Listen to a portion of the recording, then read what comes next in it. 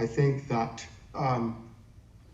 my first entry into this was when I was invited to be a psychiatrist for a group of therapists who were Christians, different Christian denomination groups, but they set up a practice, and I was invited to be a part-time psychiatrist there. And I began to explore people's understanding of the interface between their spirituality and mental health. And what I found is that spirituality can be extremely helpful as an additional piece to treatment.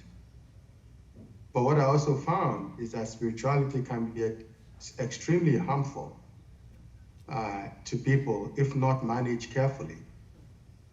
Because I talked about the case of an individual who was, the PhD guy was one of the people who came to the clinic, and he was suffering. He was suffering significantly.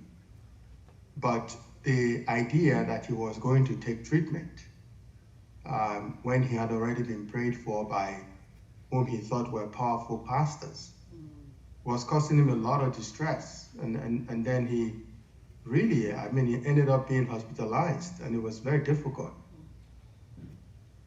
And the background of his comment was that members of his congregation all believed that what was happening was due to other things, in lack of faith and demon possession and so on. In fact, I had to give a lecture on spirituality, demon possession, disease, mental illness at the church. So these things can be pretty helpful, but they can also be very harmful. We just need to be able to understand. I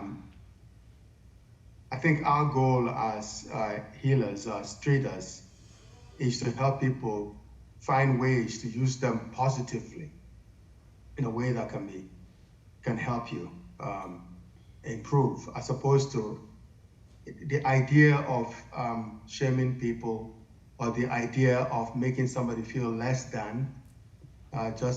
People sort of feel like my faith is bigger than yours. And therefore, because of my faith, I'm able to navigate this. And it's very sad, because I once saw someone whose blood pressure was 200 over 140. And they still continue to refuse to take medicine because what they needed was prayer.